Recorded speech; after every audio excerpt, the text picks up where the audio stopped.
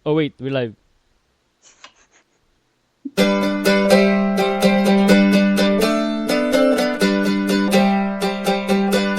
Welcome to Podcast Pilipinas.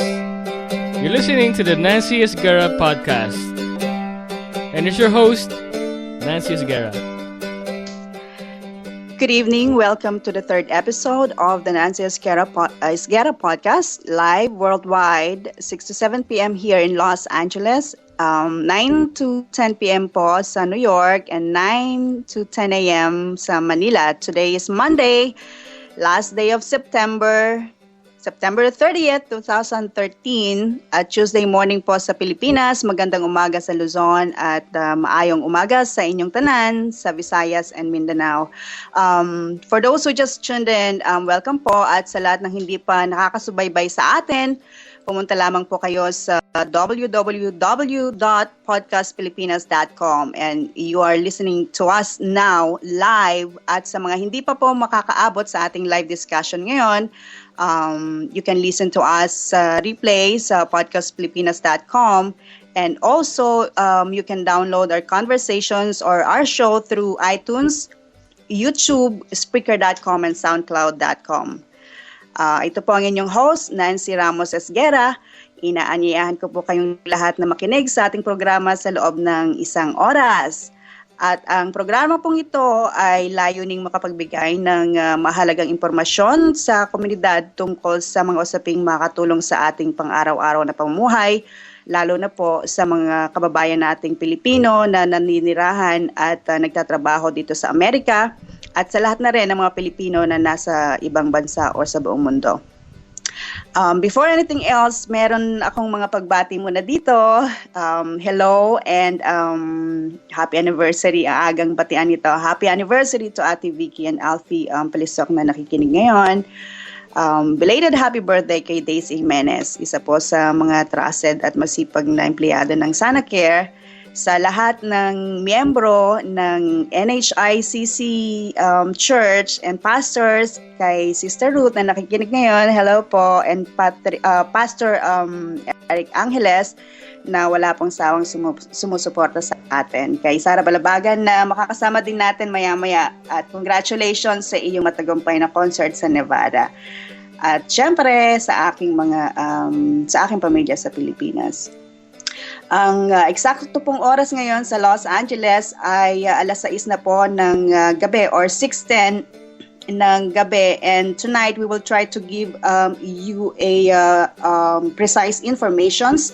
First, about the Obamacare na mahigpit na pinagbabangayan po ngayon sa Kongreso ng Amerika.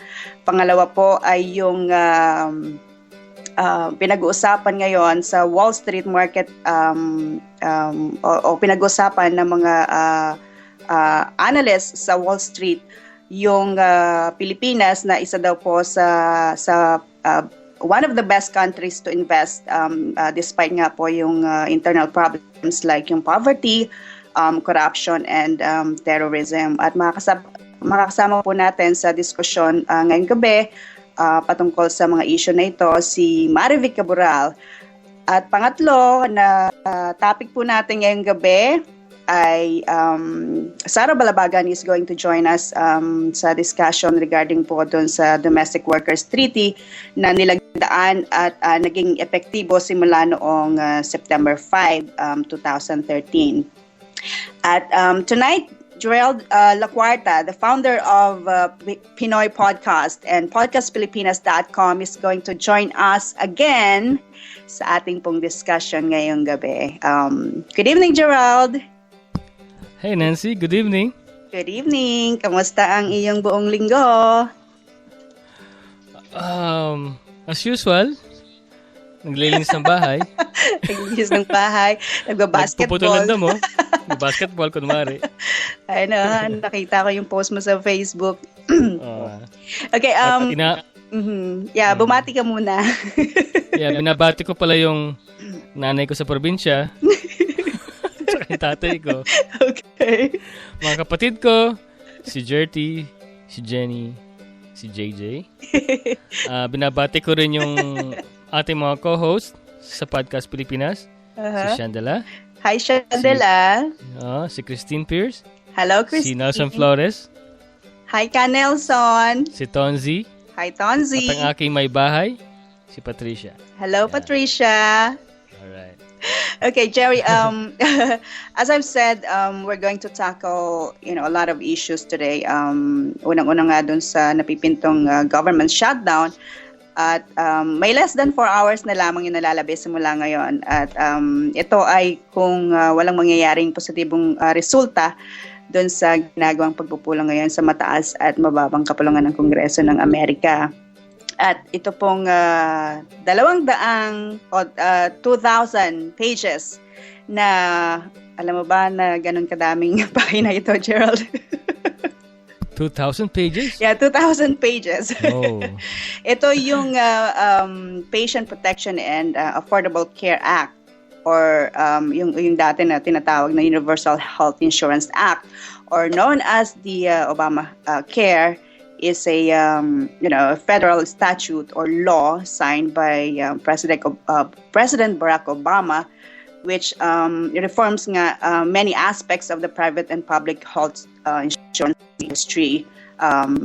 Nakapalaman po dito yung increasing coverage ng mga pre-existing conditions at yung expanding access dun sa health insurance to over 30 million Americans. At ito po ay pinanukala, kung inyo pong matatandaan, ni President Obama noong 2010 at nilagdaan at isinaligal po ito ng US Supreme Court noong June 28, 2012.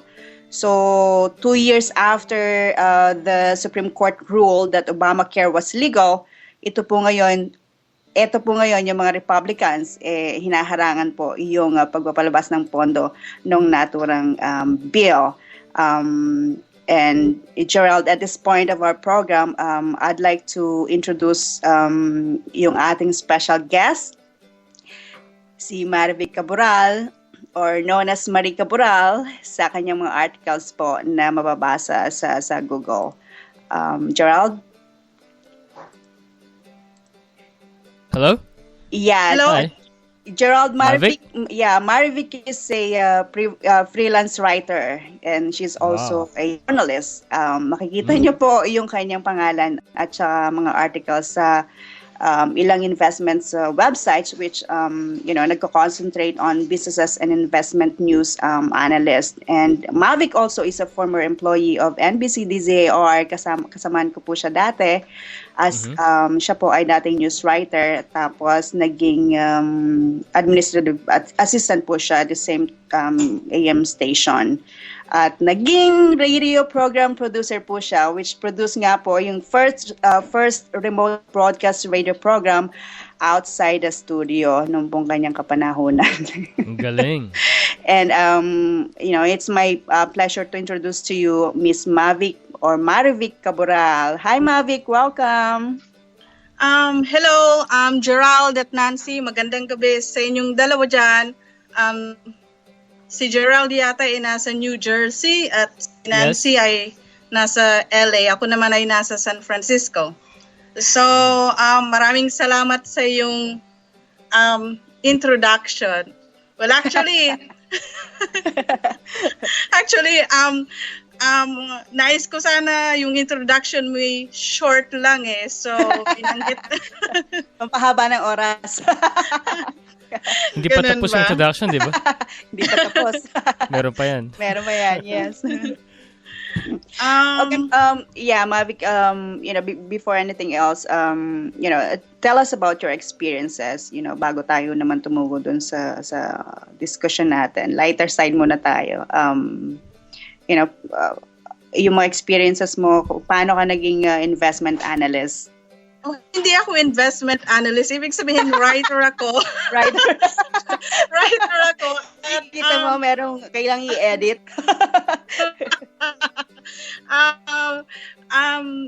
Basically, na nagsusulat ako ng mga balita tungkol sa mga business, kung ano-ano ang mga nangyayari sa mga business, mga negosyo sa dito sa Amerika, yung mga companies, kung ano yung mga updates sa kanila, ano ang mga, yung kumbaga, yung sa stock exchange, kung ano ang nangyayari sa stock markets, sa Wall Street. Kasi dito sa Amerika talagang yung mga investors talaga yung minomonitor nila bawat galaw ng public companies. Nagsusulat din ako ng konting analysis, nagbablog ako, ibig sabihin mga opinion ko kung anong nakikita ko na halimbawa maaaring mangyari sa isang kumpanya. Halimbawa, bakit ang Apple ngayon ay halimbawa ang Apple, 'di ba? Nag-launch sila ng panibagong produkto, yung iPhone 5C or iPhone 5S. Minsan gagawa ko ng blog, nagsusulat ako ng blog kung bakit tataas ang stock price ng Apple or bababa base sa mga kaganapan sa kumpanya or sa mga nasabi din ng mga report ng investment analyst, mga ganon. Kumbaga, nagpe-present ako ng mga ideas sa possible na investors sa isang kumpanya, kung halimbawa i-weigh nila yung opinion ko, kung maniniwala sila or hindi sila maniniwala base sa analysis ko, parang ganon. Pero yeah, natatandaan ko, Mavic, pareho tayo na nagsimula at nagsimula sa elance.com. Gaano ka katagal nagsulat doon? Well, actually, yung elance.com is a website for freelancers. Ibig sabihin, kapag ka may talento ka sa pagsusulat, may talento ka sa programming, may talento ka sa accounting, pwede kang maging member ng Elance community, tapos maghahanap ka ng iba't ibang trabaho or jobs doon. Parang it's a bidding process. Well, it's a bidding process. Halimbawa, kung pakiramdam mo yung isang job opportunity kaya mong gawin, ibibid mo yung project. Parang ganun. So, doon ako nagsimula. Tapos noong nasubukan actually, ang unang kliyente ko is from Australia Oo, tapos sabi niya, pwede bang yung price mo medyo babaan mo, pero dahil irirekomenda kita sa mga sa mga kakilala ko ding employer or something, sabi niya ganyan. So bibigyan kita ng magandang rating, but make sure na yung articles mo quality, sabi niya ganon. So nagustuhan naman niya, so binigyan niya ako ng magandang rating. Tapos after that nagkaroon ako ng mga iba't ibang kliyente hanggang sa nahanap ko yung isang website dyan sa New York, yung Value Walk. And then, naging araw-araw na nagsusulat ng balita, in balita or news, business news, technology, something like that. I know. Ako, meron din akong few clients from Elance, and medyo hindi ako naging seryoso kasi medyo naging busy ako mother kasi. Pero maraming katunggali tayo ng mga writers galing sa Pilipinas.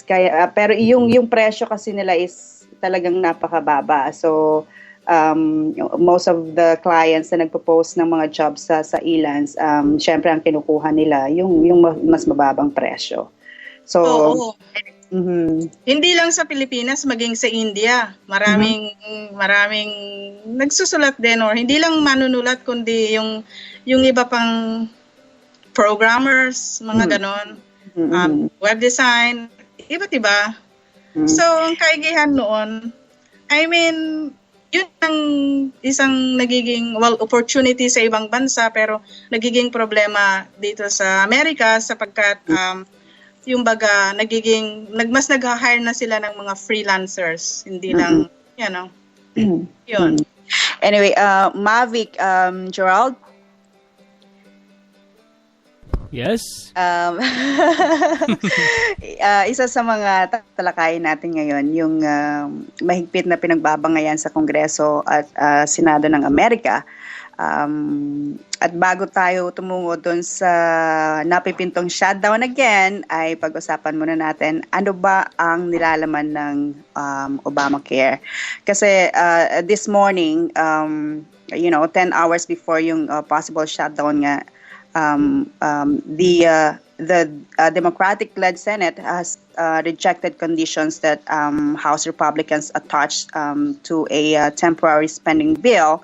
And then yung Senate voted 54-46 na nag-strip doon sa one-year delay ng President Obama's healthcare law.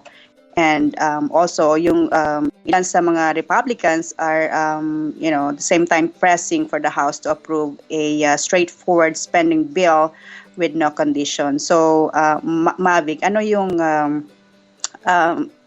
talakayin muna natin, ano ba ang Obamacare?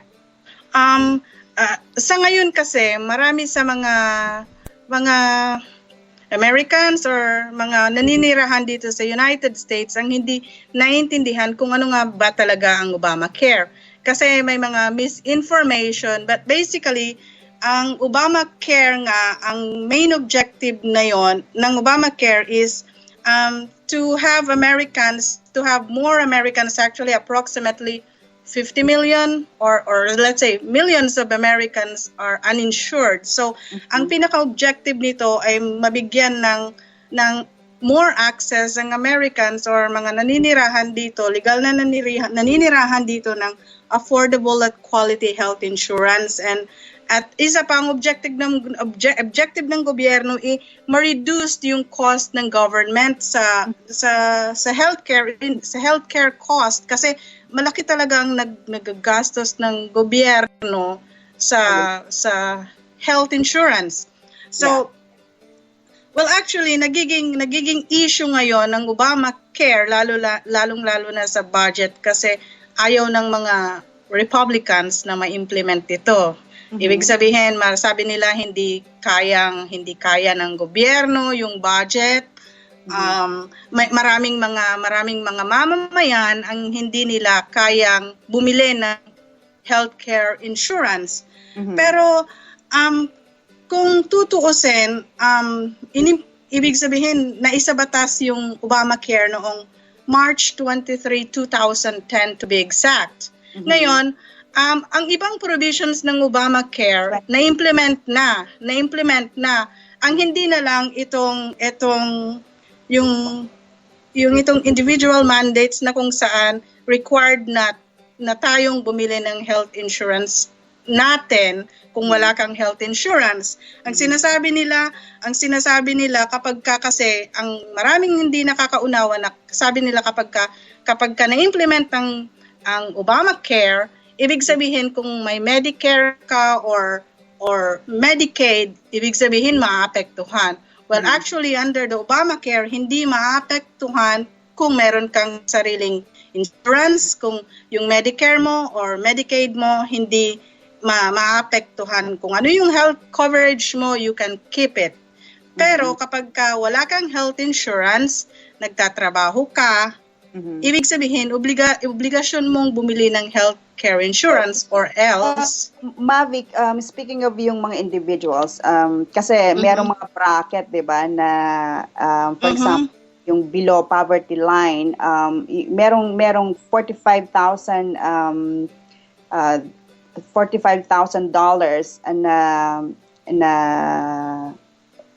na limit doon per individual na nakalagay doon, na below that ilan yung percentage na isa-subsidize ng gobyerno. For example, ako kunyari kumikita lang ako ng 25 to 28,000 every year. So ano yung, and then magpo-purchase ako ng insurance. So ano yung ilang porsyento nung tulong mula sa Obamacare yung matatanggap ko or makakatanggap ba ako? Well, bago natin talakayin yan ang tinatawag na individual mandate. Under yan ang individual mandate ng Obamacare.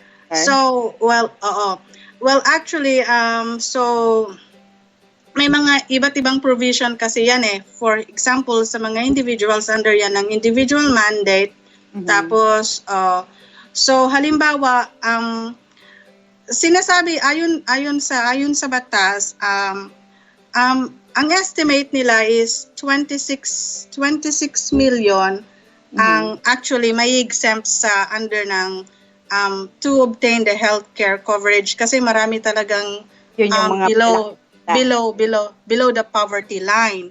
400% below the poverty line, yun ngang sinasabi mong kung halimbawa for an individual kapag ang income mo ay 45,960 tapos sa family or 94,200 parang isa-subsidize ka ng magkakaroon ka ng subsidy sa gobyerno or what you call that yung iyong tax relief something. So actually kung halimbawa sa mga low income wala naman silang dapat na ikabahala eh. Oo, kasi based nga doon sa bill na ito ang mas na makakatanggap ng benepisyo ay yung mga below yung maliliit yung mga kinikita. Right? Oo. At saka ang objective kasi niyan eh halimbawa meron kang sakit ngayon, hindi ba? Meron kang sakit, may cancer ka or may diabetes ka tapos wala kang health insurance, bigla mong na natuklasan na meron ka palang sakit. Ngayon kung bibili ka ng health insurance mo, maaari kang i-deny ng mga health insurance companies kasi sabi nila may existing condition ka. Ngayon, so, kung under Obamacare, hindi ka pwedeng i-deny ng kahit na anong insurance company, right? Oo, at saka hindi ka nila pwedeng i-penalize. Ibig sabihin, halimbawa kung ikaw wala kang sakit, may health insurance ka, hindi nila pwedeng mas malaki ang babayaran mo kasi may existing condition ka. Ibig sabihin under the law, ibig sabihin makakabili ka kasi ng health insurance mo through the existing marketplace or exchanges nga na government run or run by the states or run by the federal government. Kasi may mga states na ipinaubaya nila yung pag-run ng exchanges sa federal government, something like that. So yung mga tumatanggap ng medical, yung Medicaid, apektado ba sila dito lalo na yung mga seniors? Oh, hindi kasi they can keep it kahit na they can keep their Medicare and Medicaid at saka yung mga may sariling health insurance na ngayon na gusto nilang i-keep yung existing coverage nila, walang problema. Ang important, ang under the law kasi kailangan ang mga residente, ang mga Americans kailangan magkaroon ng sariling health insurance kasi yun ang talagang So under this Obamacare, there are 4 different categories na in-arrange kung paano yung mga cost, yung magiging cost sa'yo versus how much yung coverage ng provider. Ito po yung bronze plans na only pay 60% of your total healthcare cost. Pero ito po yung pinakamababang monthly premiums.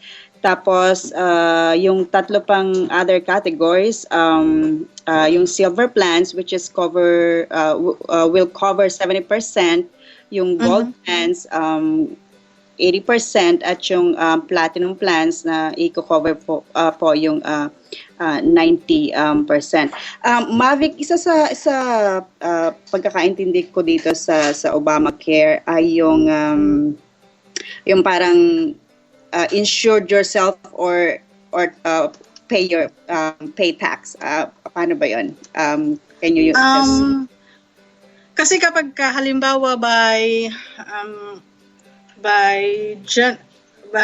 January 14 January 14 nga ba yung sa implementation yan kapag hindi ka bumili ng sarili mong health insurance, magbabayad ka ng penalty, which is $95 during your tax year. You know, yun ang At penalty. madadagdagan pa rin ang madadagdagan yon hanggang sa umabot ng 2015.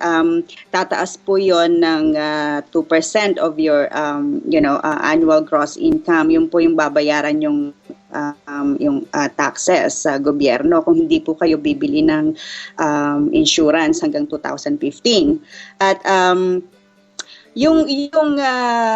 kung hindi po magkakaroon ng sudden change, before midnight tonight, starting tomorrow, syempre open na yung exchange, right? And then pwede na silang tumingin ng mga coverages na ayon po sa kanilang kita or kaya nilang bayaran. At sa December 15 po, yung submission ng first premium payment at sa January 1st of next year 2014, yung health insurance coverage po na binili nyo ay magte-take effect po yon. Tapos sa March 15 ay yung po yung submission din ng payment to cover nga yung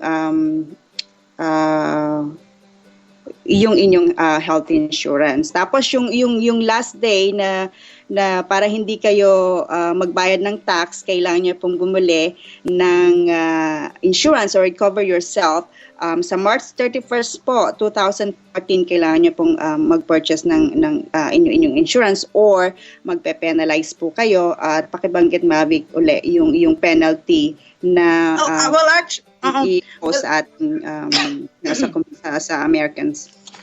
Well, actually, kapag bumili naman sila ng health insurance through the marketplaces or may sarili silang health insurance, walang penalty.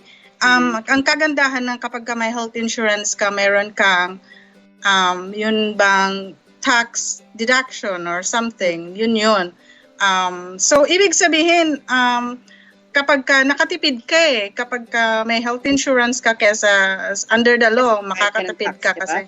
Oo, may tax deduction. Ayokong bumili ng health insurance kasi mahal, di ba?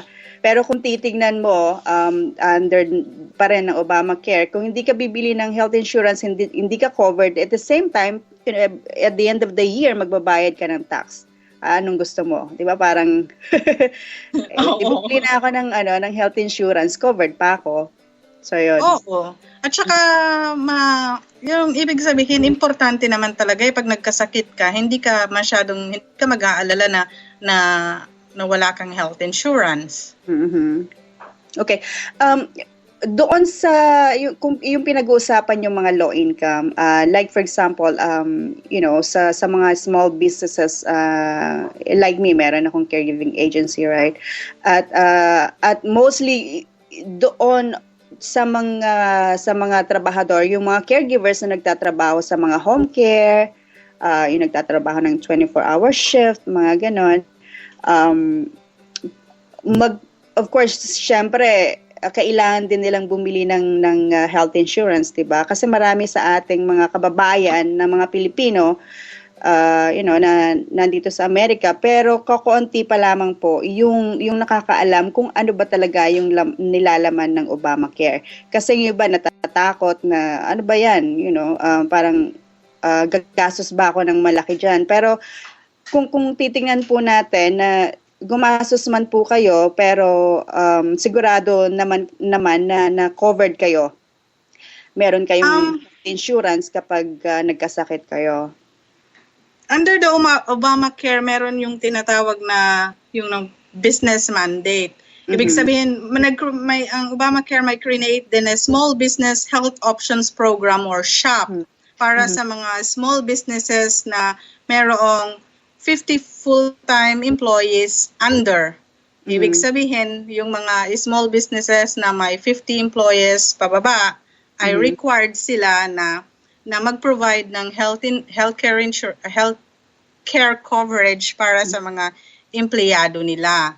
So, ibig sabihin, meron din silang may mga ano sila, meron din silang mga parang tulong ang gobyerno sa kanila. Ibig sabihin, kagaya natin, mga individual, makakapag-shop tayo ng kung anong iba't ibang klaseng plan na kaya natin. Ganon din sa kanila.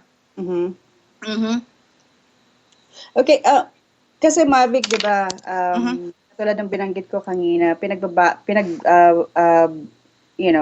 nag-aaway pa rin yung Kongreso, yung lower house, saka yung Senate, dun sa Obamacare.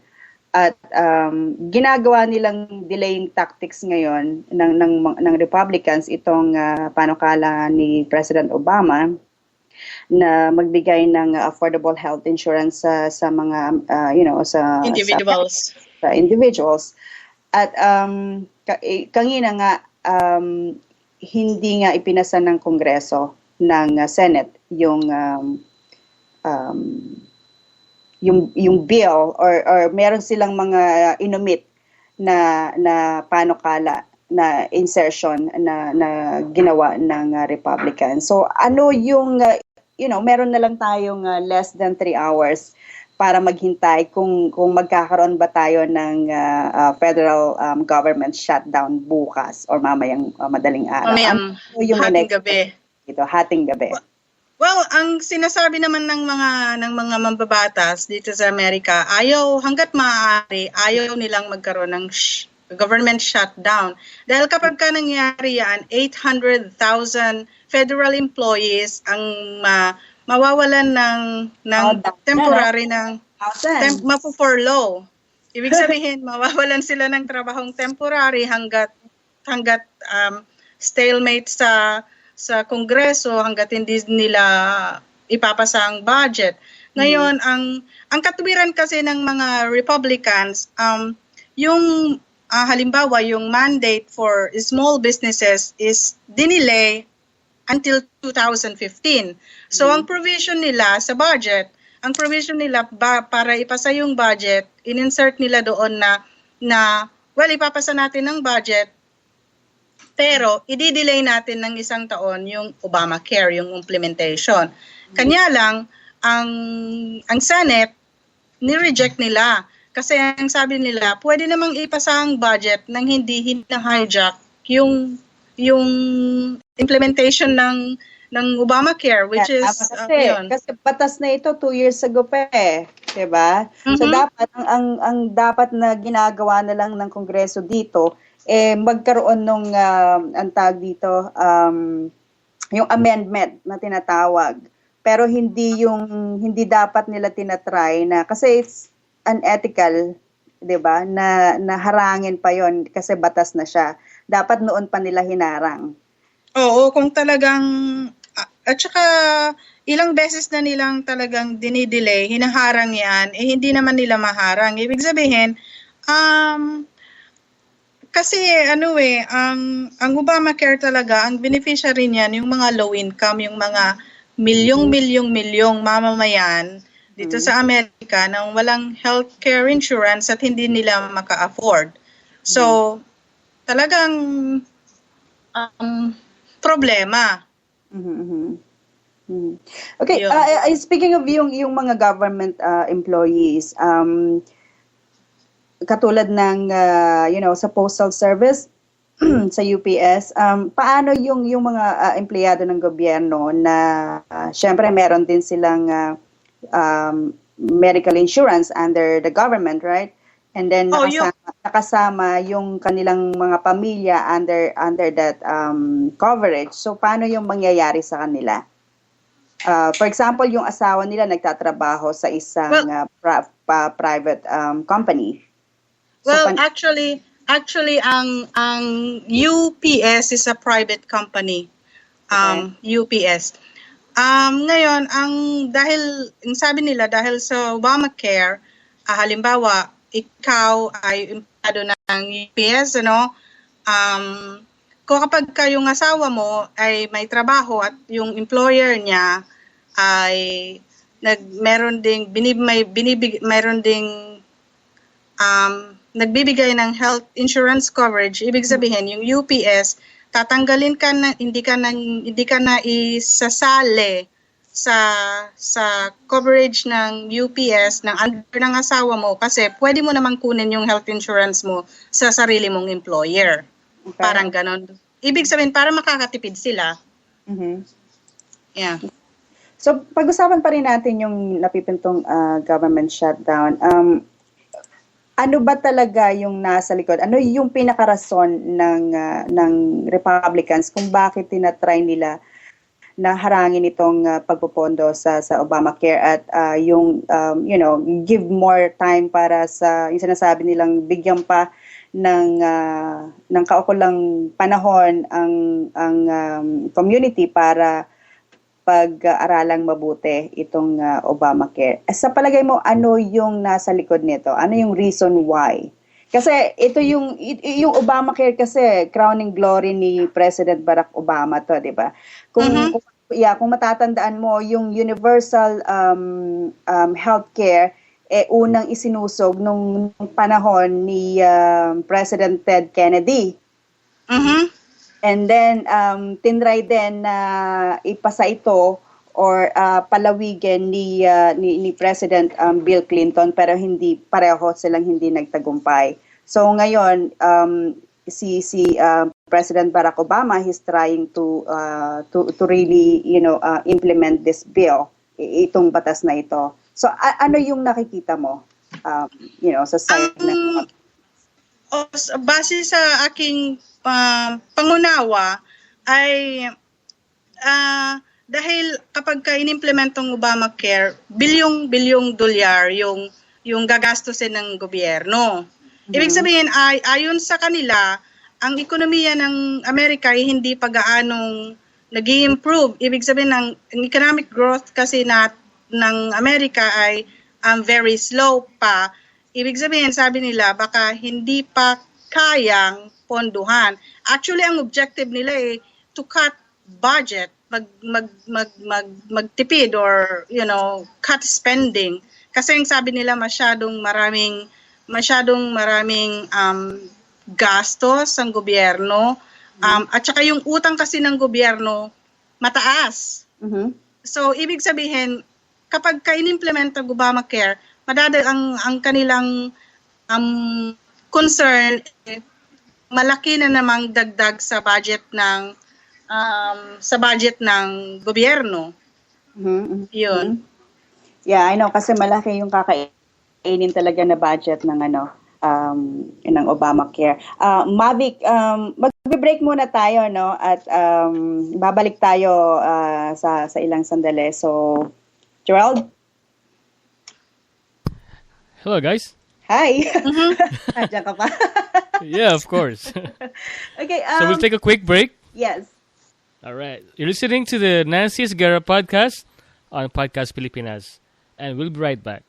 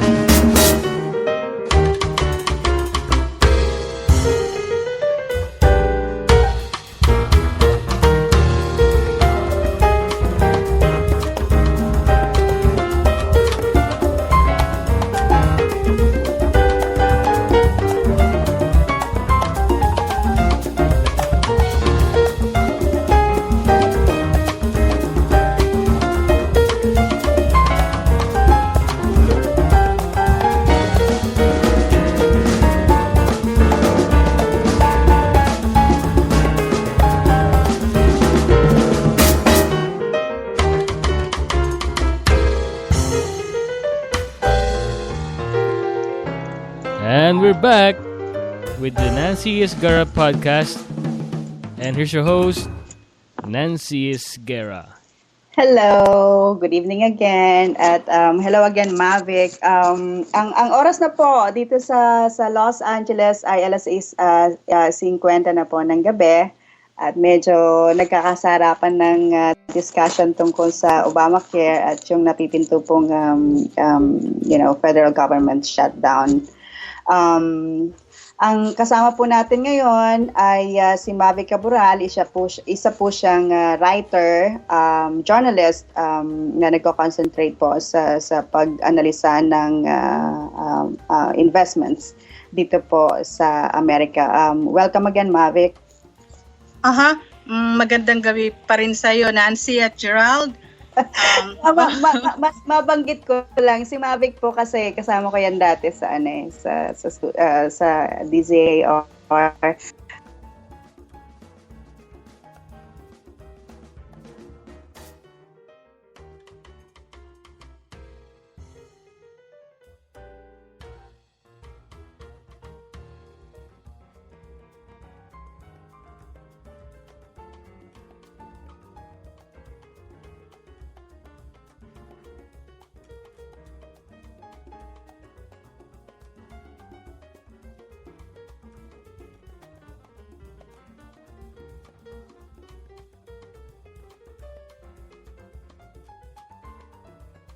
Sa Obamacare at magbibigay pa rin tayo ng konting minuto para talakayin yung pinaka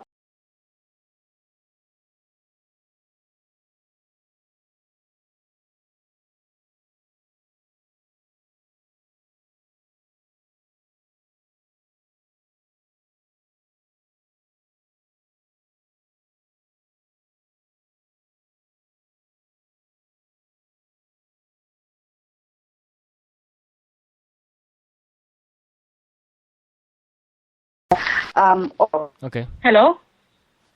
Yeah, we're having problems sa Skype. So I'm gonna call Nancy on Skype. I think I lost them, alright? You're listening to the Nancy Esguerra podcast, and I'm trying to get Nancy back on air.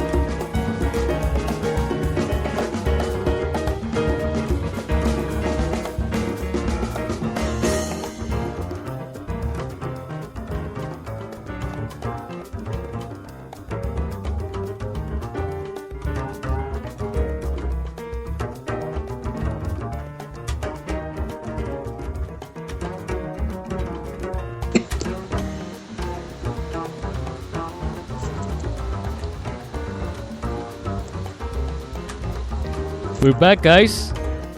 And here's your host, Nancy, of the Nancy Esguerra podcast here on Podcast Pilipinas. Okay, good evening again. Pasensya na po mga sa ating mga tagapakinig. Nagkaroon lang po ng konting technical problem sa part ni Jerry. Yeah, sa Skype. Sa Skype. Naging choppy. Siguro yung isa sa amin sina-shutdown na. Yeah, actually, it happens kaninang umaga sa computer ko. Oh. Right. Baka may virus ka. Baka nga may virus ako, pero ang bumulaga sa monitor ko Interpol. Ayan. Anyways, balik po kami mga kaibigan at syempre kasama po rin, pa rin po natin sa gabing ito si Gerald Lacuarta at si Marivic Caboral at pinag-uusapan pa rin po natin yung tungkol sa Obamacare at yung pong napipintong federal government shutdown. So, Mavic, nasa na tayo? Well, kung halimbawa hindi aaprobahan ng Senado yung proposal ng Kongreso na ipapasa nila yung budget mamayang hating gabi at yung provision na i-delay nila yung Obamacare ng 1 taon. Yeah, actually yung latest ngayon ay ganun pa rin yung resulta nung hearing ngayon sa Kongreso. Parang ibinabalik pa rin sa mataas na kapulungan yung pagdesisyon ngayon doon sa kasi based doon sa voting na nakita natin sa news just a while ago, ang 228 against 201 ang bumoto po. Umahigpit pa rin na hindi pa rin sigurado na maipapasa syempre yung budget bago mag-lead ngayon. Oo. Kung ang mangyayari niyan para ma-prevent nila yung na hindi mag-operate yung gobyerno or ibig sabihin mapaparilisa yung iba't ibang ahensya ng gobyerno, ang sinasabi ni Congressman Ted Cruz kanina maaari naman silang mag-introduce ng specific provisions. Halimbawa, magpapasa sila ng provision na pupondohan nila yung operation ng veterans or yung education para hindi maparalisa ang gobyerno kasi talagang yun yung ipinangako naman, yung sinigurado ni President Barack Obama kanina nung nagkaroon siya, humarap siya sa press conference kanina na kung hindi magpapasa ngayong bago mag-midnight at matuloy yung government shutdown, hindi maaapektuhan yung SSI na natatanggap ng ating mga seniors at yung lahat ng tumatanggap ng SSI. Hindi rin maapektuhan yung pagpapagamot ng ating mga kababayan na may sakit or ng mga Americans na may sakit. Subalit, hindi po natin alam kung hanggang kailan tatagal. Kung magkakaroon nga po ng shutdown, hindi alam kung hanggang kailan magtatagal. So, doon sa mga government employees na nagtatrabaho po, syempre magkakaroon ng cut-off, right? Sa mga empleyado. At yung mga mariretain naman, magiging delayed yung kanilang mga sweldo. Yun yung pinakamalaking yung epekto sa mga government employees. At doon din po sa mga federal employees, yung mga civilians all over the world na nagtatrabaho para sa federal government ng Amerika, pwede po silang magtrabaho pero wala po silang sweldo. At ang pinakamahirap niyan, kapag ayon sa mga ekonomista ng Morgan Stanley, halimbawa, ang estimate nila kapag nag-shutdown ang gobyerno ng 1 linggo, ang gross domestic product growth ng Amerika ay maapektuhan. Ibig sabihin, halimbawa, ng 0.15 percentage points. Ibig sabihin yan, halimbawa, nung last quarter, ang GDP growth ng Amerika is 2.5%. So, bawat linggo na mag-shutdown, mababawasan ng 0.15% ang GDP growth natin. Ibig sabihin yung economic growth maapektuhan. At ang pangamba dyan, nangangamba ang mga investors na kapag ka nangyari yan, ang sabi nilang warning nila last week yung investments nila sa Amerika ipo-pull out nila. Ipo-pull out nila at punta sila sa ibang bansa. At kanina bago nagsara yung market, actually down na siya ng 138%. So medyo nakakatakot, di po ba? Parang ito na ba yung katapusan ng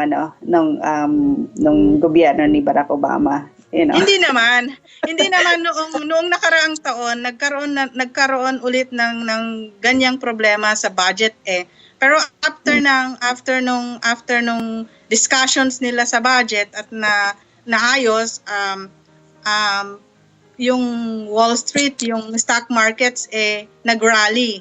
Ibig sabihin pagkatapos nito siguro kapag naayos nila yung mga gusot na yan, magrarally pa rin kasi maganda naman kung tutusin, maganda naman yung hindi mabilis ang pag-angat ng ekonomiya pero umaangat ang ekonomiya. Huwag lang talagang naapektuhan lang talaga kasi ng mga kaguluhan diyan, mga political issue. Yeah, tama. Anyways, Mavic, habang ngayon ay meron na lang tayong less than 3 hours para malaman yung pinal na mangyayari sa kinabukasan ng government dito. I-summarize lang natin ng konti yung tungkol dun sa Obamacare na kung wala pong mangyayaring sudden changes ngayong gabi sa Senate ay tuloy po yung shutdown simula mamayang hating gabi. At kung itutuloy po itong yung Obamacare, ang simula po bukas ay magiging open yung exchanges ng mga healthcare insurance. At syempre open po siya yung application. At sa December 15 po, yun yung unang kailangan nyo mag-submit ng premium at magiging cover po kayo simula sa January 1st of 2014. At bigyang diin lang natin yung mga hindi makakapag-purchase ng kanilang health insurance sa March 31 of next year ay magkakaroon po kayo, ay mape-penalize po kayo. Magbabayad po kayo ng tax na, up to $95 per adult. Yun yung yan yung sa roughly yan 1%. Yan yung tax year ng 2014. So ang enrollment under the Obamacare is it will start from October 1st, 2013 and it will close on March 31st, 2014. Yeah. Yes. Pagkatapos niyan, halimbawa pag nag-enroll ka ngayon or anytime from the enrollment period, ang coverage mo mag-start automatic on January 1st. So magagamit mo na siya. Okay. Ngayon kapag sa akin, Mavi, kasi medyo naunawaan ko yung gustong i-implement ng Obamacare kasi katulad natin, 'di ba? Hindi natin afford na bumili talaga yung mako-cover almost 90% ng ating gastos, 'di ba? So ito po para sa akin, sa aking pangunawa ay isa pong malaki ring pagkakataon sa ating sa Filipino Americans din na nagtatrabaho, naninirahan po dito sa Amerika na pwede po natin na samantalahin yung hindi po kumikita ng medyo malaki, samantalahin po natin itong pagkakataon na ito na magkaroon tayo ng health insurance para hindi rin po tayo kakaba-kaba kapag po tayo ay nagkasakit. Kasi alam mo naman dito yung klima din, 'di ba? Masyadong malamig at masyadong mainit. So talagang yung sakit talaga, you need to go to the hospital, you need to go to the emergency. Pero yung mga hindi afford na makabili ng health insurance tinitiis na lang nila, hindi sila pupunta sa emergency para magpatingin sa doktor. So sa iyong pananaw, Mavic, ito ba ay i-endorse mo ba ito sa ating mga kababayan na naninirahan dito sa Amerika? O para sa akin, ito ay makabubuti sa ating mga kababayan. Ngayon, hindi kasi kasya yung oras natin para talakayin talaga yung kung ano talaga at maunawaang maigi, kung ano talaga ang kabutihan nito para sa mga ordinaryong mamamayan. Actually, ito ay para sa mga ordinaryong mamamayan na hindi kayang bumili ng health care insurance without the tulong ng gobyerno, sabing ganon. So ang kailangang tandaan ng mga kababayan natin it's mandated, required tayong bumili ng health insurance para hindi tayo ma-penalize at the end of the tax year ng 2014. Kaya lang, it's estimated na 26 million people naman ang estimated na exempted na mag-avail nito kasi may mga talagang tao talagang hindi nila kaya, may exemption. So kung talagang hindi mo kaya, you should avail for an exemption para hindi ka ma-penalize. So, well actually, mas makakatulong siguro kung ibibigay ko yung website na maaari nilang puntahan kung may internet sila. Yes, please. Obamacarefax.com mag-log on lang sila sa obamacarefax.com. Doon malalaman nila kung ano talaga yung impormasyon ukol dito. Kasi ito yung pinakamagandang website para malaman nila kung ano yung obligasyon, kung kasali ba sila sa mga exempted, kung magkano at saka yung mga premiums, kung papaano kasi 1,000 pages kasi yung batas so 2,000 yeah, 2,000 pages with the bullets. Yeah, anyway, Mavic, iiwanan muna natin itong topic na to. Pero ang i-remind lang po natin yung ating mga kababayan na kung wala pong mangyayari sa batas na ito mamayang midnight sa Kongreso ay kung hindi po maipapasa at magkaroon ng shutdown ay bukas ay maghihintay pa rin po tayo ng mga susunod na kabanata kung ano yung kasi kung merong shutdown, of course hindi naman hindi magiging mag-take effect itong Obamacare pa. So hintayin po natin mamayang gabi. So siguro pero yung sa mga latest natin kasi magkakaroon pa rin tayo hindi lang ito yung huling episode na pagdidiskusyonan natin tungkol dito sa Obamacare. So maraming salamat sa iyo, Mavic, pero dyan ka pa rin kasi meron tayong panibagong guest at alam ko na ang issue na ito ay alam mo rin. Ganun ba? ito Mavic, Jerry? Yes. Yes, Gerald, I know, naghihintay na sa atin yung ating guest. Can you introduce her, please? Sure, no problem. Natutuyuan ako ng laway. Sabi ko na sa guest natin, kinakabahan ako. Anyways, mag-time check muna tayo. Ang eksaktong oras, alas 7 na po ng gabi. 7-Eleven, not the store. Time po. Okay. Bigla tuloy akong nauhaw na Slurpee. Slurpee, wow. All right, our next guest or our second guest for tonight is actually not the first time na nasa podcast siya. Okay. She was interviewed before for Pinay Podcast, and this is my second time to speak with her. Now, how would I introduce her? All right. Beautiful. I would call her a brave Filipina, an inspiration to all, and what you call her from a victim to a survivor. Right. Now sharing her message of hope, love, and faith. Our guest is no other than Miss Sarah Balabagan, but let me first add her to the Skype call. Alright? So medyo nabitin, alright? So, right. Mavic. Okay. Okay, I'm gonna add her to the Skype call. She'll be here now. Okay. Alright? Okay. Hi, Sarah. Wala pa siya. Sarah Ayan na, Balabagan. ayan Sarah. But Sarah. let me first add her to the Skype call. Alright? So medyo nabitin, alright? Right. Mavic. Sarah. Hi, Kuya. Yes. Okay na. Could you use an earphone or a headset?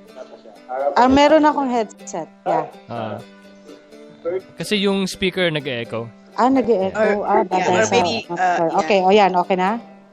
Yan. Okay na. Okay, So, okay. again, Sarah Balabagan.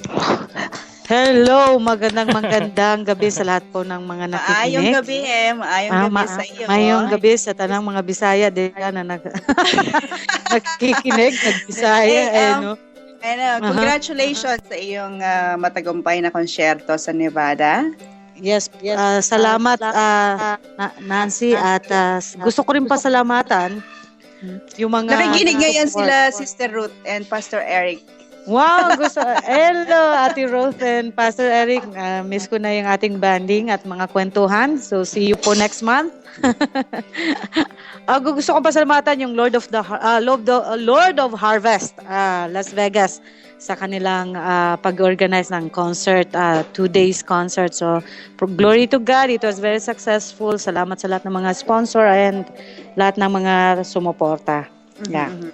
So, Sarah, kasama pa rin natin ngayon, of course, si Gerald. And of course, si Mavic Cabral. Si Mavic is, dati ko siyang kasamahan sa media sa Pilipinas, sa AM station kung saan ako nagtrabaho dati.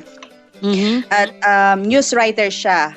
At of course, meron din siyang mga yung mga sinusulat dati na merong mga kaugnayan tungkol sa, sa storya tungkol sa iyo. So, nandiyan siya sa kabilang line. Good evening. Magandang gabi sa iyo, Sarah. I am so happy to hear you. You are successful already, from all the experiences you've been through. Ngayon, okay na ang iyong buhay.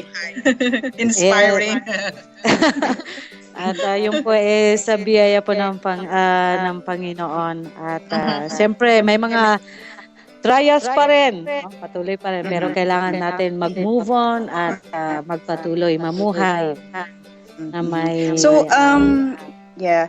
Sarah, ngayong gabi kasi merong issue, or not actually issue, pero napakalaking groundbreaking global treaty kaugnay dun sa karapatan ng mga domestic workers na naging legal o nag-take effect siya noong September 5, 2013. Offering yung vital protections sa mga millions of workers around the world. Tapos yung lahat ng gobyerno daw na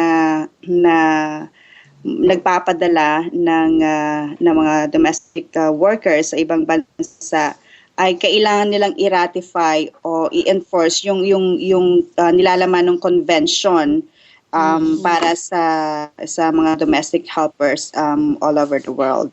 So, anong masasabi mo dito? Kasi ang tinugunan nung doon sa under ng treaty na to, tinugunan yung isa sa pinakamalaking problema ng mga domestic helpers, kasi ang mga domestic helpers nga sila yung most abused and exploited workers in the world, right?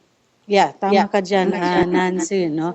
At isang napakagandang balita yan para sa mga kababayan nating OFWs.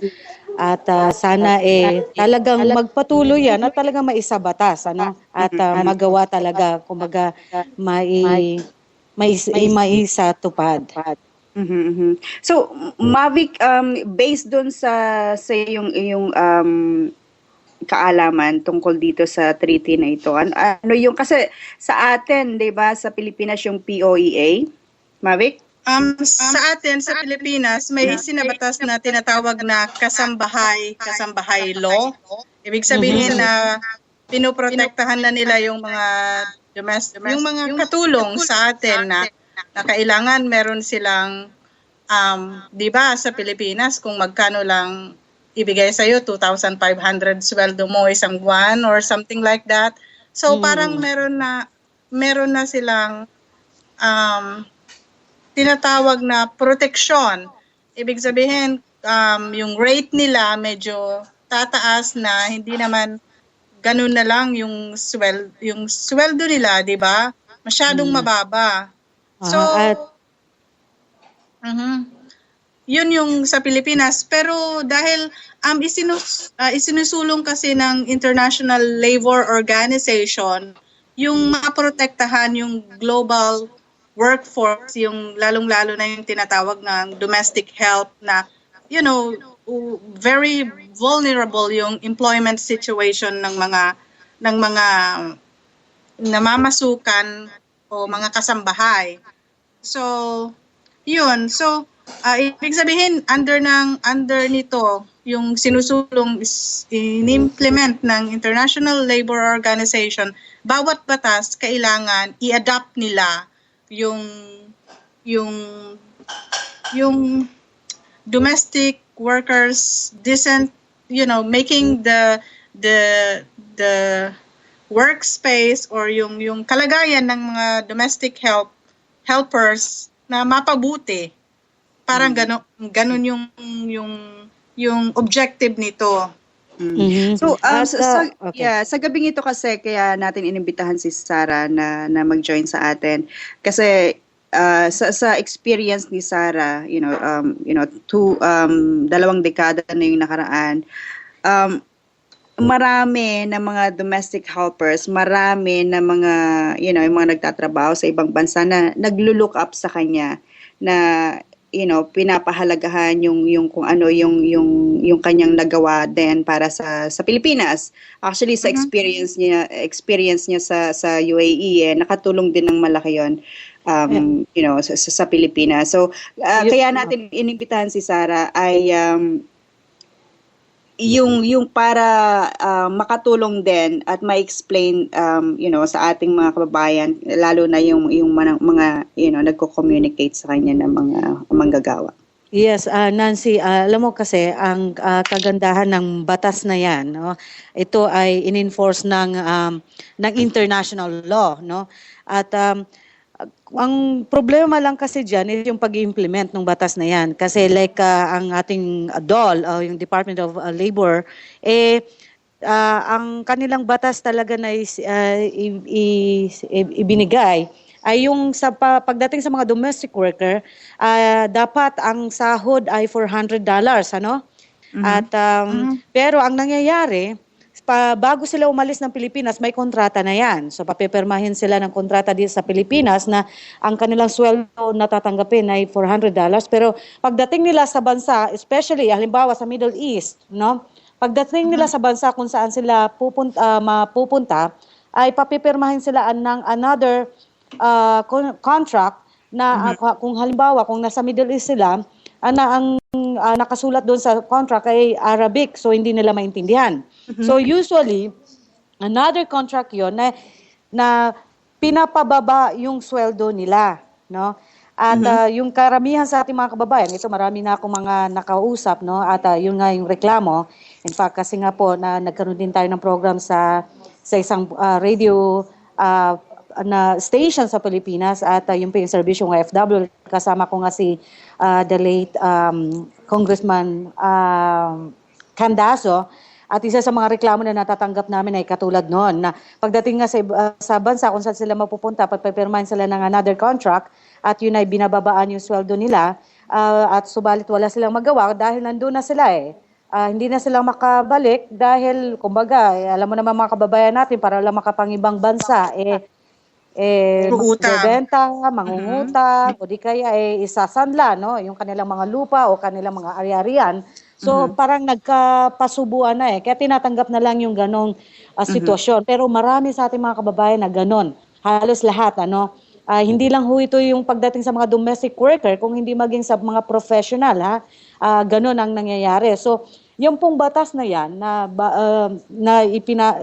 inilabas ngayon, ang prayer ito ay napakaganda kung may sasagawa at kumbaga mangyayari. Maranasan yan ng ating mga kababayan. Kasi, OFW. tama. Kasi marami pa rin sa ating mga kababayan na mga domestic helpers yung hindi pa rin na-update or hindi pa nakakaalam na merong bagong treaty na para sa kanila. Kasi syempre ang ini-implement pa rin sa atin, for example sa Pilipinas, ganito pa rin. Kung ano yung kalakaran dati, ganun pa rin. Sa mga hindi nakakaalam na mga aplikante na gustong magtrabaho sa ibang bansa. And under this treaty kasi, yung domestic workers are entitled to protections available dun sa mga workers, including yung weekly days off, tapos yung limitado or yung limits to hours of work and minimum wage and social security coverage. So parang ito groundbreaking ito napakaganda nga kung iisipin, no, Nancy, pero again yung pag-i-implement ang medyo question ako. Tama yan. Tama. At sana ang gawin ng ating gobyerno talagang i-educate, i-inform ang ating mga kababayan na mayroong batas na gano'n at sila ay mayroon silang karapatan. Pero maging handa rin sana ang ating gobyerno. Kasi sa ganong batas na mayroong once a week na day off, mayroong karapatang pumili ng pagkain, and then yung limit ng oras, no, na pagtrabaho. Kung ikaw ay domestic worker, sa aking experience, ay ibang-iba ho sa Middle East, sa naranasan ko, walang oras doon, doon hanggang hindi tulog ang employer mo, ay hindi ka pwedeng matulog kasi nagagalit sila. I know, yeah. So, yun ang medyo dyan. I'm praying na sana nga mangyari na satupad talaga. Kapag naisatupad yan, napakalaking ginhawa yan sa ating mga kababayang OFW, especially sa mga domestic worker. I know, kaya natin isinishare sa iyo ito ay, of course, maging representante ka ng mga domestic helpers. Kasi, katulad ng binanggit ko kanina, walang maraming nakakaalam kung ano yung nilalaman nitong bagong treaty na ito na ipinatupad nito lang unang linggo ng buwang ito. So, Mavic? Ang kailangan dyan kasi meron nga ang treaty. Ang problema dyan kasi kung hindi tututukan ng gobyerno, halimbawa sa mga bansang kung saan nagtatrabaho yung mga kababayan natin, ibig sabihin kailangan makipag-coordinate sila sa counterpart government. Ibig sabihin kung kapag ka may problema yung mga kababayan natin, wag naman sana silang magbingi-bingihan, gawin nila yung trabaho nila. Yung protektahan nila yung mga kababayan natin kasi kung tutuusin ang ekonomiya ng Pilipinas nakasalalay sa mga padala ng mga nagtatrabaho sa ibang bansa, hindi lamang sa Middle East. Ibig sabihin, mayroon tayong pondong dolyar sa Pilipinas dahil sa mga ipinapadalang dolyar ng mga mga nagtatrabaho sa ibang bansa. Yun tayo ang nagiging backbone ng ekonomiya Hindi ba? Kaya dapat lang sana na asikasuhin nila, magmalasakit sila. Kasi kung ang international organizations ay gumagawa ng paraan upang maprotektahan ang iba't ibang mga domestic helpers ng iba't ibang sa buong mundo, hindi lang Pilipino, maging iba't ibang lahi, sana gawin nila yung obligasyon nila.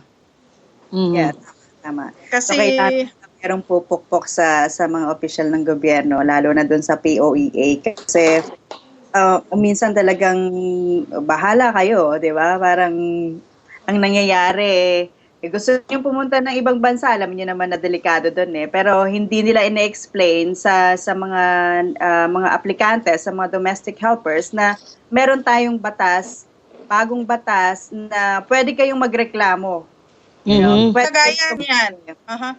Kagaya niyan, binanggit ni Sarah na kapag nakarating sila sa ibang bansa, halimbawa sa Middle East, na yung kontrata, papipirmahan sila ng Arabic, then the government, yung POAA, the government should require that na ang kung ano man ang papipirmahan nila sa mga domestic helpers na mga Pilipino, kailangan nakatranslate sa Tagalog o sa English na maaari nilang maintindihan.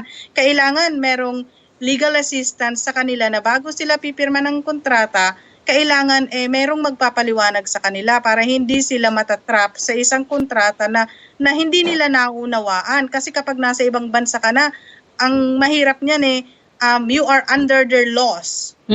Yeah, tama po yun. Kaya yun, yung legal assistance dapat meron lagi. At hindi lang yun, kailangan dapat sana kung ano yung kontrata na pinirmahan nila sa Pilipinas ay ganun din. No, hindi yung iibahin. Pati lalong-lalo na yung sweldo, ano? Oo. So, Sarah, itong treaty na ito ay sana'y magsilbing dokumento pa rin para sa'yo, para i-share sa ating mga kababayan, lalo na sa mga domestic helpers. Kasi alam natin na, sooner magkakaroon ka ng sarili mo ring programa dito sa Podcast Pilipinas. So, pumayag na ba si Kuya Jerry? Of course, Jerry. Approve niya. Approve with the thinking? Approve without thinking. Okay, nako. Thank you. Yeah. So, Sarah, anyayahan mo yung ating mga, mga kababayan, mga domestic helpers na, subaybayan ka sa iyo pang mga, yung mga layunin at yung kagustuhan mo na makatulong sa kanila. Yes, una muna, Nancy, gusto ko lang magbigay ng mensahe sa mga namamahala, especially sa ating mga embahada sa iba't ibang bansa at sa ating gobyerno. Alam natin na ang remittance ng mga overseas Filipino workers ay isa sa mga bumubuhay sa ekonomiya ng ating bansa. Ganun kalaki yung contribution ng ating mga OFW. At ang hinihiling ko lang ay sana itong law na to na inilabas ay sana talagang sikapin nila na talagang ito ay maisabatas, magawa at talagang bigyan ng proteksyon ang ating mga kababayang OFWs. At sana, Nancy, hindi yung parang isa na naman ito para pang-inganyo. Yun ang inaano ko pang-inganyo sa ating mga kababayang Filipino na sasabihin natin sa kanila sila ay protektado, sila ay may karapatan, sila ay pwedeng lumaban, pero pagdating sa huli, kapag may nangyari sa kanila ay kulang tayo sa suporta, So sana sa ating gobyerno talagang bigyan naman ng pansin yung mga kababayan nating OFW, especially alam mo hanggang ngayon ang dami pa rin hindi nakakauwi, yung issue pa rin sa Saudi. Ilang libo 'yon, Yung mga kababayan natin na na-stranded, na mga problema nila ay mga walang ticket, dahil walang perang pambili ng ticket, ang problema nila yung mga papeles nila. Pero ang nangyayari kapag fina-follow up namin, nagtuturuan, So sana talagang pwede bang bigyan mo muna natin sila ng atensyon at nang mapauwi na sa Pilipinas at nang sa ganun magkita-kita sila ng kanilang mga pamilya, So yun lang po. At sa ating mga kababayang OFW, again, wag tayong matakot na ipaglaban ang ating karapatan. At kung sa mga kababayan natin mga Filipino na nakikinig ngayon, kung ikaw ay nag-iisip ng mga ibang bansa, lalong-lalo na kung ikaw ay magtatrabaho bilang domestic worker, isipin mo muna ng paulit-ulit. Kailangan hindi ka lang handa Kung hindi kailangan, handa ang iyong pamilya, ang iyong mga anak at yung mga mahal sa buhay na may iwan. At higit sa lahat, ikaw ay hindi lang handa emotionally, kung hindi maging Emotionally, spiritually. At higit sa lahat, physically and spiritually. Tama. physically. So, yun po. At again, wag po tayong matakot ipaglaban ng ating karapatan. Okay, maraming salamat Sarah, at hindi lang ito yung huli nating pag-uusap, ano. So maraming salamat sa iyong oras na ipinagkaloob sa amin ngayong gabi, at mabuhay ka. Maraming salamat, at ganoon din sa iyo, Nancy at Kuya Jerry, at of course kay Ma'am Marvic. Thank you po. God bless us all. Okay, yan po mga kaibigan, si Miss Sarah Balabagan, at ayun nga po, kasi po, Jerry, kailan siya magsisimula? Sino? si Sarah. Si Sis Sarah. Oo. Alam mo, itong episode na to, powerhouse talaga. Andyan si Nancy, andyan si Mavic, andyan si Sarah. Andyan si Gerald. Alam mo, lahat pwede magkaroon ng program eh. Ay na. Si Marie tungkol sa financial business, and si Sarah tungkol sa OFW issues, women's issues. Yes, we're open, I know. Pag-uusapan natin yan mamaya. Anyways, gusto ko magpasalamat, Mavic, sa yung oras na inilaan. Siyempre, isa kang tunay na kaibigan, at lumipat ka na dito, hinihintay ka namin. I need you here. Please. Anyways, ano lumipat? Sa Los Angeles? Yes, nasa San Francisco siya ngayon, di ba? Matagal na niya akong inaawitan. Kaya hindi ko sa publiko yung aking balakay na dyaryo eh. Hinihintay ko si Mavic. Actually, siya yung binanggit ko nung unang episode natin na meron akong hinihintay na tao. So, yun si Mavic. So, Mavic, maraming salamat sa oras mo ngayong gabi. At syempre, hindi lang din ito yung huli nating pag-uusap on air. At nagpapasalamat ako sa ibinigay ng Diyos na karunungan sa iyo. Kung meron kang mga invitations or yung panawagan sa ating mga kababayan, alam ko na meron ka ring gustong ipanawagan. Maraming salamat sa pagkakataong ipinagkaloob mo sa akin na makahuntahan or makahuntahan ka dito sa ere. Naku, alam mo ba, medyo nahihirapan akong paminsan na isipin kung anong mga lingwahe or yung ayan. Anyway, Taglish. Oo. Anyway, maraming salamat. Next time kung kailangan mo ako sa anumang issue, willing akong mag-share ng aking nalalaman sa iyo. Ang nais ko lang imbitahan yung mga kababayan natin na narito sa Bay Area. May activity po kasi ang Iglesia ni Cristo na Aid Humanity Evangelical Mission. Ibig sabihin, mamimigay po kami ng tulong sa mga kababayan, or hindi lamang sa mga kababayan natin kundi sa iba't ibang lahi na rin dito sa Bay Area na nangangailangan ng tulong. Mamimigay po kami ng iba't ibang items or goodies, mga kakailanganin nila sa pang-araw-araw nilang pamumuhay. Meron din po, may mga activity din po kaming kagaya ng medical mission, dental mission, or helping them to land, to get jobs, or things like that. And of course, upang i-introduce din po namin ang aming pananampalataya. So, ibig sabihin, yun lang po kung meron silang pagkakataon na makadalo or iniimbitehan ko po sila sa October 19 sa Mountain View Amphitheater. Magkita-kita po tayo doon. So maraming salamat, Nancy, sa pagkakataong ito. So ulitin. At salamat din sa iyo, Jerry. You're welcome, and thank you too. Thank you, Mavic. Gerald. Ang dami nating natalakay ngayong gabi Oo at nga. I hope na nakapagbigay ng impormasyon na yung makakatulong especially sa ating mga Yes. kababayan na nandito sa Amerika tungkol nga doon sa Obamacare, kung ano ba yung Obamacare. At syempre hinihintay pa rin natin yung magiging resulta, no? In less than 2 hours talagang malalaman natin kung magkakaroon nga ng shutdown yung gobyerno ng Amerika. So abangan po natin. At syempre katulad ng sinabi ko kanina, hindi lang po ito yung huling pagkakataon na tatalakay natin itong Obamacare. At explain pa rin po natin ng paulit-ulit kung yung kahalagahan po ng pagkakaroon ng health insurance ng bawat isa sa atin. Kung tayo po ay magkakasakit, malayo po tayo sa pamilya, kung covered po tayo, hindi po tayo masyadong nangangamba. Tama ba, Jerry? Yes, that's right. I know. Anyways, so Jerry, maraming salamat sa iyo. Alam ko na anong oras na dyan sa New York.